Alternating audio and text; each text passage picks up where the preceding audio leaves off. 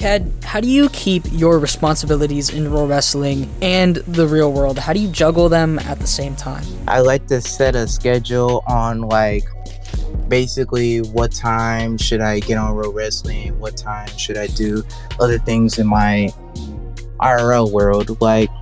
Not like a week ago, I basically took a trip to Virginia, and basically it was like a week break from Road Wrestling. So I basically take a couple days break and then maybe get back onto Road Wrestling. I try to focus my IRL world more than Road Wrestling though.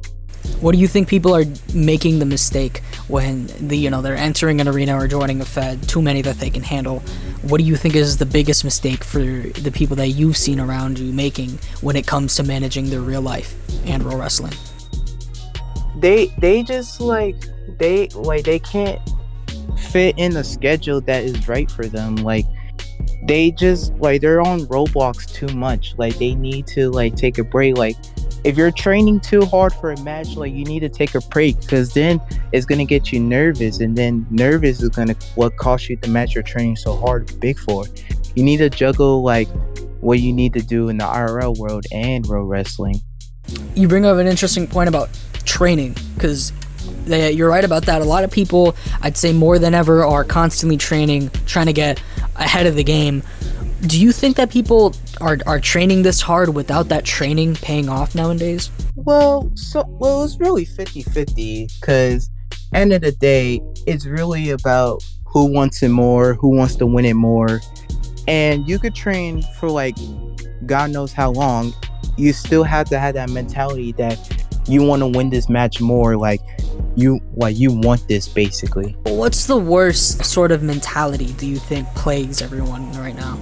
Being nervous just throws your match off. If you're in a really big match, that's why when I'm in matches, I try to treat my matches like any other match. How I'm just pure confident, know that I can win. What would you think, and because you bring up the point about always being confident, there has to be at least some moment.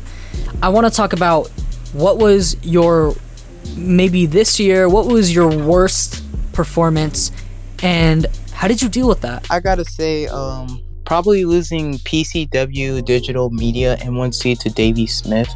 Cause end of the day, Davey, yeah, he's great, but I know I could beat him. I know if I wanted it more, I could have beaten him.